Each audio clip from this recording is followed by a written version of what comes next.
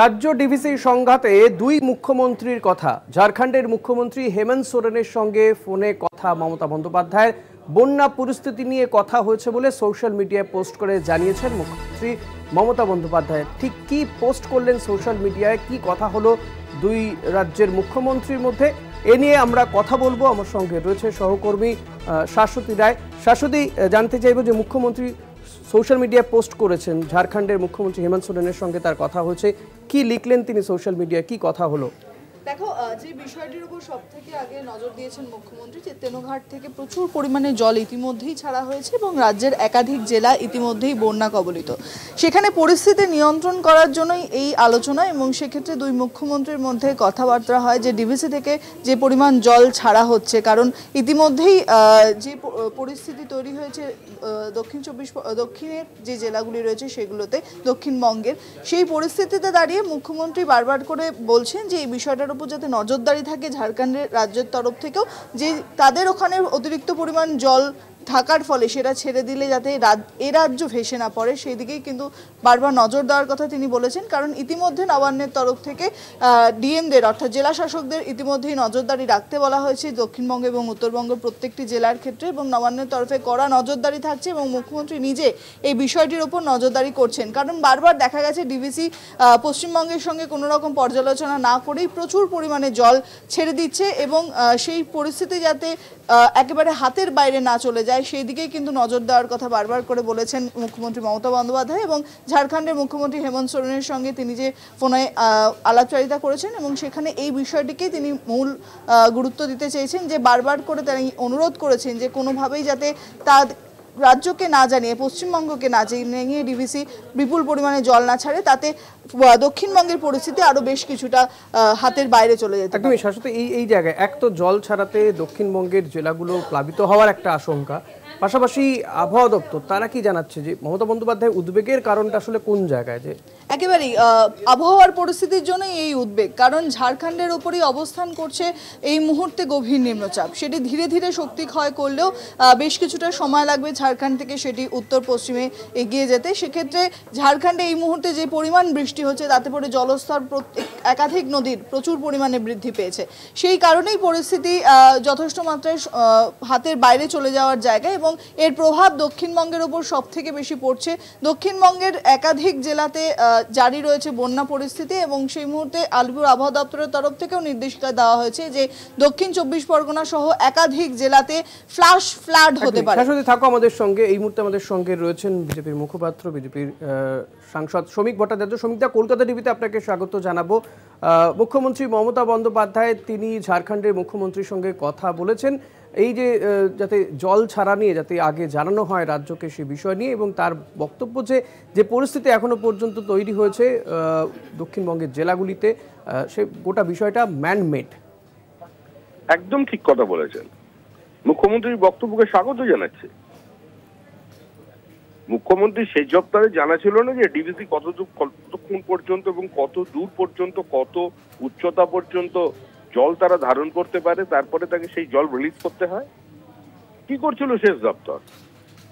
আর জল ছাড়ার আগে প্রত্যেক সরকারি দপ্তরকে ইন্টিমেশন দেওয়া হয়, এক্ষেত্রেও সেটা হয়েছে। তাদের সার্বিক দুর্নীতি, ব্যর্থতা এবং সর্বোপরি প্রাতিষ্ঠানিক লুটের কারণে কোনো জায়গায় মাটির বাঁধ নির্মাণ, কোনো জায়গায় সাদা বালি বার করে নেওয়া নদীর ওপর থেকে, বয় প্রণালী ঠিক না ব্যবহার করা, বন্যা পরিস্থিতিকে আটকানোর জন্য কোনো দীর্ঘমেয়াদী পরিকল্পনা না থাকার জন্য এই পরিস্থিতি তৈরি হয়েছে। তৃণমূলের অযোগ্যতা, তৃণমূলের প্রশাসনিক ব্যর্থতার জন্য আজকে এই বন্যা পরিস্থিতি। প্রাকৃতিক বিপর্যয় থাকবে, দুর্যোগ থাকবে, তাকে কেউ আটকাতে পারবে না। প্রকৃতিকে নিয়ন্ত্রণ করা তো সম্ভব নয়, কিন্তু যেটুকুনি মানুষের হাতে রয়েছে, যেটুকুনি প্রযুক্তিগতভাবে মানুষ আজকের পৃথিবীতে আয়ত্ত করতে পেরেছে, সেটার তো প্রতিফলন দরকার, কিন্তু সেটা তো নেই রাজ্যের তরফ থেকে। এটাকে ম্যানমেডই বলে। মুখ্যমন্ত্রীর অভিযোগ যে রাজ্য বা কেন্দ্র বা ডিভিসি কেউই রাজ্যের সঙ্গে আলোচনা না করেই জল ছেড়ে দেয়। জল তো ছাড়তেই হবে ডিভিসিকে। তা ডিভিসি তৈরি হয়েছে কেন? মুখ্যমন্ত্রী তো নতুন জলটা ওখান থেকে হিমালয় পর্বতের ওপারে পাঠিয়ে দিতে পারবেন না। জল ছাড়া, জলটা একটা নির্দিষ্ট জায়গা পর্যন্ত ডিভিসিকে জল ধরে রাখা, তারপরে জল ছাড়া, এটাই তো নিয়ম। আর ডিভিসি তো তাদের ইন্টিমেশন দিয়েছেন। কে বলেছে ডিভিসি খবর দেয়নি? মুখ্যমন্ত্রী যদি তাদের সেচ দপ্তর কি করছিলেন যখন দেখা যাচ্ছে যে ডিভিসিতে জলের উচ্চতা বাড়ছে, তো সেচ দপ্তরটা কিসের জন্য আছে, ওটা তুলে দেওয়া হোক। সেচ মন্ত্রী কি করছিলেন তখন? শুধু কেন্দ্রীয় বিরোধিতা করব আর কোনো প্রাকৃতিক বিপর্যয় বা কোনোভাবে জনগণের পাশে থাকবো না, তার দায়িত্ব নেব না, সবটা কেন্দ্রের ঘাড়ে চাপিয়ে দেওয়া যায় না। আজকে মানুষের এলাকায় যান যেখানে বন্যা প্লাবিত হয়েছে, সেখানে মানুষের ক্ষোভ কোনো ডিবিসির বিরুদ্ধে নয়, মানুষের ক্ষোভ হচ্ছে স্থানীয় নেতৃবৃন্দের বিরুদ্ধে, স্থানীয় প্রশাসনের বিরুদ্ধে। অনেক ধন্যবাদ শ্রমিক। কথা বলছিলাম বিজেপি সাংসদ শ্রমিক ভট্টাচার্যের সঙ্গে। শাশ্বতী, যেমনটা তুমি বলছিলে যে মমতা বন্দ্যোপাধ্যায়ের উদ্বেগের কারণটা, এক শ্রমিকদা বলছেন যে ডিভিসি তো রাজ্যকে ইন্টিমেশন দিয়েছে জল ছাড়া নিয়ে, এবং তুমি ওয়েদারের দিক থেকে একটু জানতে চাইবো যে আবহাওয়া দপ্তর ঠিক কি জানাচ্ছে, আগামী কয়েকদিন কি আরও ভারী বর্ষণ হবে দক্ষিণবঙ্গগুলোতে? একদিকে জল ছাড়া, তারপর ভারী বর্ষণ। দেখো, এই মুহূর্তে দক্ষিণবঙ্গের ক্ষেত্রে পরিস্থিতি কিছুটা হলেও বৃষ্টির পরিমাণ কমলো।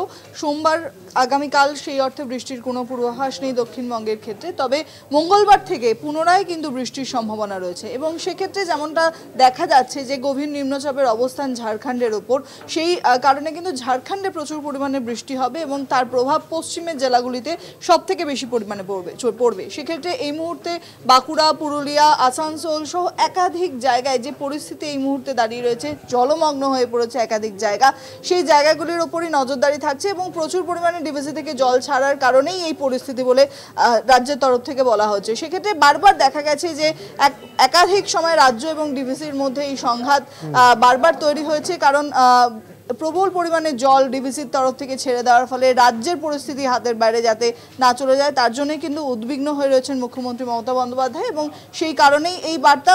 আবহাওয়ার পরিস্থিতি আগামী মঙ্গলবার থেকে আবারও খারাপ হওয়ার সম্ভাবনা রয়েছে, এবং উত্তরবঙ্গের ক্ষেত্রেও ঝড় বৃষ্টির যে প্রকোপ তাও কিন্তু বর্তমান থাকছে, এবং বুধবার থেকে বৃহস্পতিবার পর্যন্ত ভারী থেকে অতি ভারী বৃষ্টি উত্তরবঙ্গের ক্ষেত্রেও হওয়ার সম্ভাবনা রয়েছে। তাই এই উদ্বিগ্নের জায়গা থেকে কিন্তু কোনোভাবেই সরে আসা যায় না, এবং এই মুহূর্তে যে পরিস্থিতি রাজ্যে রয়েছে সেখানে দক্ষিণবঙ্গের একাধিক জেলা জলমগ্ন হয়ে যাওয়ার সম্ভাবনা প্রবল পরিমাণে।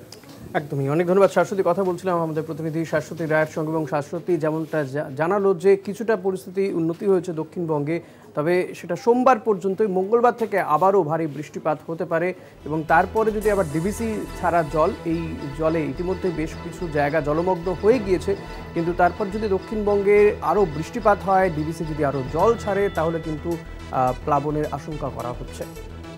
জানিয়ে খুব স্বাভাবিকভাবেই উদ্বেগ প্রকাশ করেছেন মুখ্যমন্ত্রী মমতা বন্দ্যোপাধ্যায়। তিনি ঝাড়খণ্ডের মুখ্যমন্ত্রীর সঙ্গে ফোনে কথা বলেন, এবং গোটা বিষয়টি তাদের মধ্যে ঠিক কী কথা হলো সেটা তিনি জানিয়েছেন, এবং তার এক্ষেত্রে বক্তব্য যে তেনুবাদ থেকে যদি জল ছাড়া হয় সেটা যেন রাজ্যকে জানানো হয়। তার বক্তব্য যে রাজ্যের সঙ্গে কথা না বলেই জল ছাড়ে ডিভিসি। এ নিয়ে আমরা কথা বলবো। কংগ্রেস নেতা সৌম্য রায় রয়েছেন আমাদের সঙ্গে এই মুহূর্তে টেলিফোনে। সৌম্যদা, স্বাগত আপনাকে কলকাতা টিভিতে। মমতা বন্দ্যোপাধ্যায় তিনি ঝাড়খণ্ডের মুখ্যমন্ত্রীর সঙ্গে ফোনে কথা বলেছেন, তারপর তিনি সোশ্যাল মিডিয়ায় পোস্ট করেছেন। তার বক্তব্য যে ডিভিসির ছাড়া জলে রাজ্যের বিভিন্ন জায়গা, দক্ষিণবঙ্গের বিস্তীর্ণ জায়গা জলমগ্ন, ডিভিসি রাজ্যের সঙ্গে কোনো কথা না বলেই জল ছেড়ে দেয়। না, আমি বলতে পারবো না উনি কোথা থেকে এই তথ্য পাচ্ছেন, কে কোথা থেকে জল ছাড়ছে। আমরা এটুকু জানি যে যে সমস্ত ব্যারেজ থেকে জল ছাড়া হয় তার একটা ক্যাপাসিটি এবং তার একটা নির্দিষ্ট প্রোটোকল আছে, সেই হিসেবে প্রতি বছর সেভাবে জল ছাড়া হয়। তো সেটা বেশি থাকলে তিনি নিশ্চয়ই কমপ্লেন করতে পারেন, কি কারণে করেছেন আমি বলতে পারবো না। তবে ওনার এই ম্যানমেড বন্যা এইসবগুলো মানে এই তথ্যটা প্রতি বছরই পিরিয়ডিক্যালি দেন, যখন বর্ষার বন্যা আসে তারপরে উনি বলেন। আসলে বন্যাটা হওয়ার পর আগে বা পরে যে প্রিকশনারি মেজার সেটা উনি কতটা নিতে পারবেন কিনা জানি না, কিন্তু না নেওয়ার হলে তখন এইসব কথাবার্তা বলেন। ঝাড়খণ্ডের মুখ্যমন্ত্রীর সাথে কথা বলেছেন, ভালো হয়েছে, আমাদের কপাল ভালো। উনি বলেননি যে হিমালয় থেকে আসছে তাহলে তার উত্তরের দিকে চায়না, চীনের কোনো প্রধানমন্ত্রী বা চীনের রাষ্ট্রপতির সাথে কথা বলেছেন। মানে আসলে বিষয়টা হচ্ছে কি বলুন তো, এই মানে যে যার কাজকে অন্যদিকে দাগিয়ে দেওয়ার একটা প্রচেষ্টা, এটা ঠিক নয়। বন্যাটা যদি অতিরিক্ত জল ছাড়ার ফলে হয়ে থাকে নিশ্চয়ই সেটা কমপ্লেন করা উচিত এবং সেটাকে দিক নির্দেশ করা উচিত। এটা নিয়ে খামোখা রাজনীতি করার কোনো মানে আছে বলে আমাদের মনে হয়। একদম অনেক ধন্যবাদ সৌমদা। কথা বলছিলাম কংগ্রেস মুখপাত্র সৌম্য এইচ রায়ের সঙ্গে।